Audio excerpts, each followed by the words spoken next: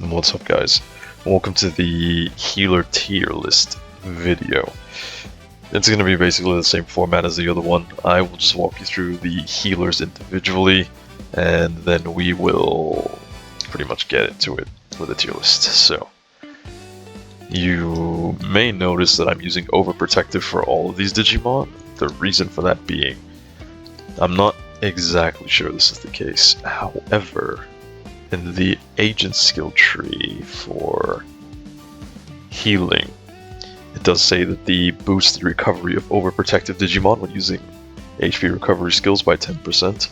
I'm assuming this means that any Digimon that they heal get a 10% increase, though I'm not entirely sure that is the case. With the healing for these Digimon, essentially you're basically only going to be using either Fortifying Charge or Great Embrace. So those are pretty much the only two abilities that we're looking for. They are pretty much interchangeable, and you will, on basically every team, want to have at least one of each. Especially if you're going to be using the high rise or high land burst ability. So let's just get into it.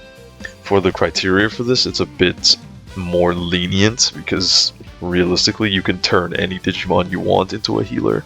Some are naturally better than others, but there was only 4 that I found that were naturally designed to be healers. 2 that I've included that I think could be decent healers due to some other abilities that they have. But in general, I'm taking this more on terms of you don't have the healing skills or the really good healing skills, and we're just building off of what the Digimon itself has. But I mean, for the most part, you can just give basically any Digimon healing skills. Some of these I have given other healing skills because their initial skill isn't that good. But let's look at this starting from Venusmon. Okay, so her first ability debuffs attack. It's also kind of why she's attack on both sides, magic and physical. It's also why she's actually one of the better tanks. She also cleanses the stat buffs from the enemy, which is really good, really strong. Stops the enemy from stacking buffs on itself. The next ability we have is this one. As you can see, it heals all allies and removes all stat debuffs. So essentially, if you get your attack lowered or anything like that, it'll just remove all of that from you. Obviously, it doesn't remove injury and disease. You can run the ability that allows you to do that, but you're better off just using Restore. We'll just move on to Monzimon. I mean, he has a similar ability to this. The only difference is it just heals everyone. It doesn't do anything secondary. It's still good, it's still nice. I mean, for early game, it's definitely quite strong, it's definitely quite usable. He is absolutely viable early game. So if you're early on in the game or just looking for a healer, you probably want to get this guy. He is quite easy to get.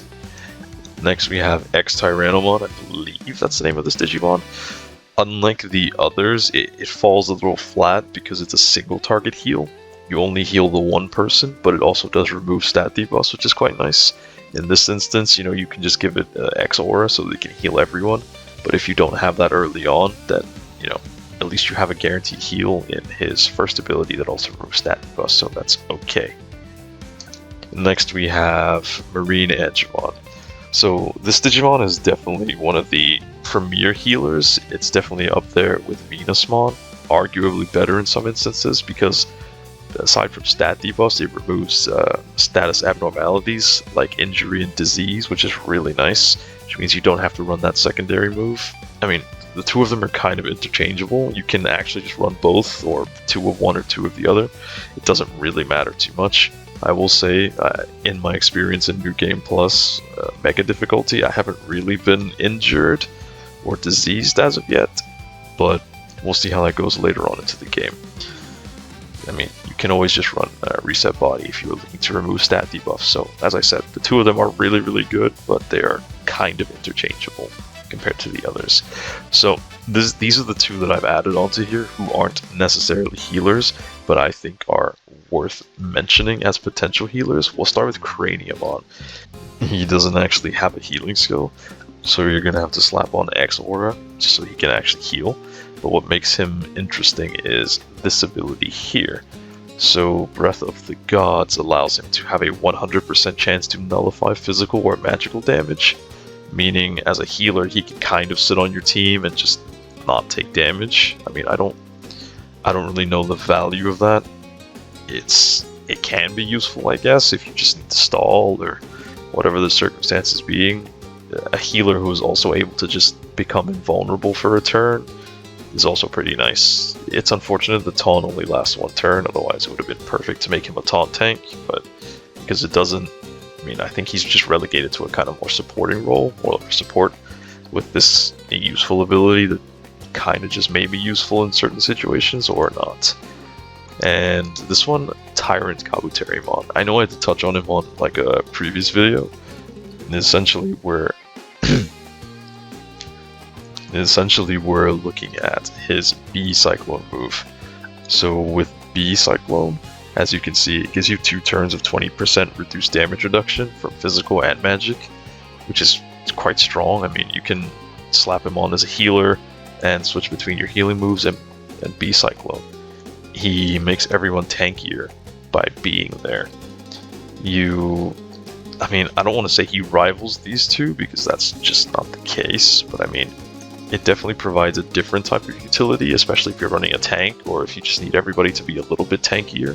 20% damage reduction can be quite good, it can be quite strong, especially because, as I said, you can't just give him over Great Embrace or Steel Charge or Reinforced Charge. I forget the name of the passive, but you know what I'm talking about.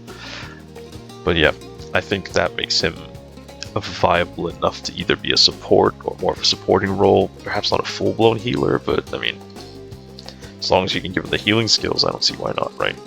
So let's move on to the tier list here. Okay, now we're on the tier list. This one will be a lot more straightforward than the other one. It's pretty simple. These two are definitely the S tier. These are the absolute best healers, without a shadow of a doubt, hands down, 100%. They are interchangeable in what they do.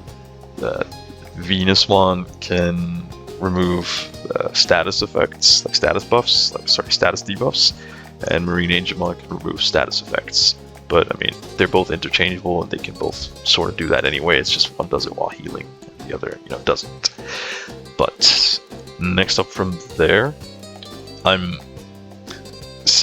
this one's a bit difficult because the ability to give damage reduction is really, really strong. Even though this Digimon is technically not a natural healer, that ability is still really, really good because it applies to all of your allies. So for that reason alone, I think I could justify putting him in A tier because it just makes all of your other allies better. He can just sit there and do that forever. And in the off chance that there's a steel type enemy, they also get steel resistance, which makes them even tankier. I don't quite know how many steel enemies there are or how often you'll face them, but in those events, he becomes even better. So yeah, he's quite solid all around, but that ability is really, really strong. I'm actually going to put Warui Monzimon. Sorry, this is just regular Monzimon. I'm actually going to put Monzimon in B tier. He's quite easy to get. I believe he's only an ultimate level Digimon, or I believe he's ultimate. Don't think he's champion. I don't think he's champion, but he's not too hard to get your hands on. He has a full team heal, which is really nice. Full AoE heal.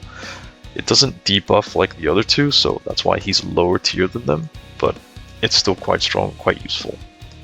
I'm going to put X-Tyrannomon in C tier because his heal, while it does cleanse status effects, unfortunately it is a single target heal, so that does make him a little bit less strong. Again though, you can slap on an all-party heal move on him, and at that point you can kind of just rearrange the list anywhere, but based off how we're doing this list, primarily focusing on natural healers, aside from Tyrant Kabuterimon, who's a special exception, this is how the list would look.